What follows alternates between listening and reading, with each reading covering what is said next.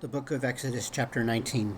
In the third month after the children of Israel had gone out of the land of Egypt, on the same day they came to the wilderness of Sinai, for they had departed from Rephidim and come to the wilderness of Sinai and camped in the wilderness. So Israel camped there before the mountains, and Moses went up to God, and the Lord called to him from the mountain, saying, Thus you shall say to the house of Jacob, and tell the children of Israel, You have seen what I do to Egyptians, and how I bore you on eagle's wings, and brought you to myself. Now therefore, if you will indeed obey my voice and keep my covenant, then you shall be a special treasure to me above all people. For all the earth is mine, and you shall be to me a kingdom of priests and a holy nation. These are the words which you shall speak to the children of Israel. So Moses came and called for the elders of the people, and laid before them all these words which the Lord commanded him. Then all the people answered together and said, All the Lord has spoken we will do. So Moses brought back the words of the people to the Lord. And the Lord said to Moses, Behold, I come to you in the thick cloud, that the people may hear when I speak with you, and believe you forever. So Moses told the words of the people to the Lord. Then the Lord said to Moses, Go to the people and consecrate them today and tomorrow, and let them wash their clothes, and let them be ready for the third day. For on the third day the Lord will come down upon Mount Sinai in the sight of all the people. You shall set bounds for the people all around, saying, Take heed to yourselves, that you may not go up to the mountain or touch its base.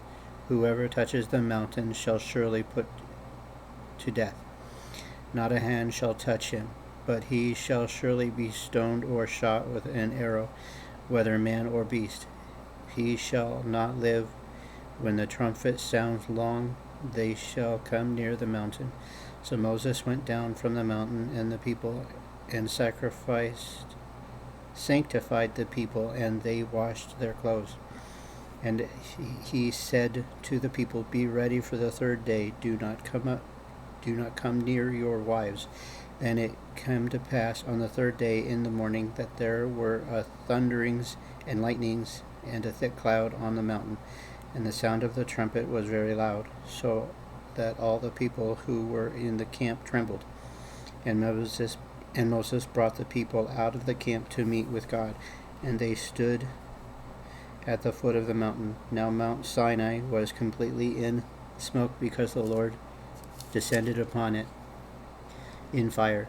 Its smoke ascended like the smoke of the furnace, and the whole mountain quaked greatly. And when the blast of the trumpet sounded long and became louder and louder, Moses spoke, and God answered him by voice. Then the Lord came down upon Mount Sinai on the top of the mountain, and the Lord called Moses to the top of the mountain, and Moses went up. And the Lord said to Moses, Go down and warn the people, lest they break through to gaze to the Lord, and many of them perish. Also let priests who come near the Lord consecrate themselves, lest the Lord break out against them. But Moses said to the Lord, The people cannot come up to Mount Sinai, for you warned us, saying, Set bounds around the mountain and consecrate it. Then the Lord said to him, Away, get down, and then come up, you and Aaron with you, but do not let the priests and the people break through to come up to the Lord, lest he break out against them. So Moses went down to the people and spoke to them. The book of Exodus, chapter 20. And God spoke all these words, saying, I am the Lord your God, who brought you out of the land of Egypt, out of the house of bondage. You shall have no other gods before me. You shall not make yourselves a carved image, any likeness of anything that is in heaven above, or that is in the earth beneath, or that is in the water under the earth. You shall not bow down to them, nor serve them, for I, the Lord your God, am a jealous God, visiting the iniquity of the fathers upon your children to the third and fourth generations of those who hate me, but showing mercy to thousands, to keep who loves me and to keep my commandments. You shall not take the name of the Lord your God in vain, for the Lord will not hold him guiltless who takes his name in vain. Remember the Sabbath day to keep it holy. 6 days you shall labor and do all your work, but the seventh day is the Sabbath of the Lord your God. In it you shall do no work, you nor your son, nor your daughter, nor your male servant, nor your female servant, nor your cattle, nor your stranger who is within your gates. For in 6 days the Lord made the heavens and the earth, the sea, and all that is in them, and restored the seventh day. Therefore the Lord blessed the Sabbath day and hallowed it. Honor your father and your mother, that your days be long upon the land which the Lord your God is giving you. You shall not murder. You shall not commit adultery. You shall not steal. You shall not bear false witness against your neighbor. You shall not covet your neighbor's house. You shall not covet your neighbor's wife, nor his male servants, nor his female servant, nor his ox, nor his donkey, nor anything that is your neighbor's. Now all the people witnessed the thunderings, the lightning flashes, the sound of the trumpets, and the mountain smoking, and when the people saw it, they trembled and stood afar off. Then they said to Moses, You speak with us, and we will hear it, but let not God speak with us, lest we die. And Moses said to the people, Do not fear, for God has come to test you, and that his fear may be before you, so that you may not sin. So the people stood afar off from Moses and drew near the thickness darkness where God was. Then the Lord said to Moses, Thus you shall say to the children of Israel, You have seen that I have talked with you from heaven. You shall not make anything to be with me, gods of silver or gods of gold. You shall make for yourselves an altar of earth. You shall make for me, and you shall sacrifice it your burnt offerings and your peace offerings, your sheep, your oxen. In every place where I record my name, I will come to you, and I will bless you. And if you make me an altar of stone, you shall not build it of hewn stone. For if you use your tools on it, you have profaned it. Nor shall you go up by steps to my altar, that your nakedness may not be exposed on it. The book of Exodus, chapter 21. Now these are judgments which you shall set before them. If you buy a Hebrew servant, you shall serve 6 years, and in the 7th he shall go out free and pay nothing. If he comes in by himself, he shall go out by himself. If he comes in married, then his wife shall go out with him. If his master has given him a wife, and she has borne him sons or daughters, the wife and her children shall be her master's, and he shall go out by himself. But if the servant plainly says, I love my master, my wife, and my children, I will not go out free, then his master shall bring him to the judges. He shall also bring him to the door or to the doorpost, and his master shall pierce his ear with an awl, and he shall serve him forever. And if man sells his daughter to be female slave, she shall not go out as the male slaves do. If she does not please her master, who has betrothed her to himself, then he shall let her be redeemed. He shall have no right to sell her to a foreign people, since he has dealt deceitfully with her. And if he has betrothed her to his son, he shall deal with her according to the custom of daughters.